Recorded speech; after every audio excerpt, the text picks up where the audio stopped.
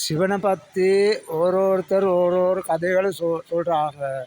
அதாவது நீங்கள் தேட வேண்டிய தாயை தேடணும், தகப்பனை தேடணும், அதே பிறகு கிருஷ்ணாவை தேடணும், அதே பிறகு ஐயப்பனை தேடணும், அதே பிறகு நடராஜாவை தேடணும், அதே பிறகு மாணிக்க வாசகரை தேடணும், அதே பிறகு தான் சிவனை தேடணும், அதே பிறகு நீங்கள் சிவன் உச்சியில் இருக்கிற இந்த அம்மனை தேடணும். அம்மன் எங்கேருந்து வந்தாங்க. அது இல்லாமல் நீங்கள் கதைகள் கற்பனையால் கதைகள் கட்டி நீங்கள் சொல்கிறதுனால அதை இனி பிறவி எடுக்கின்ற குழந்தைகள் இதில் பாதிக்கிறதுனால இந்த கற்பனை கதை சொல்ல வேணாம். அதாவது இது மட்டும் ஷேர் பண்ணுங்கள், சப்ஸ்கிரைப் பண்ணுங்கள். இன்னும் நிறைய கதைகள் இருக்கு சொல்லித்தாரேன். இன்னும் சொன்னால் பிள்ளையாரை பற்றி நிறைய இது இருக்குது, அது தெரியாது.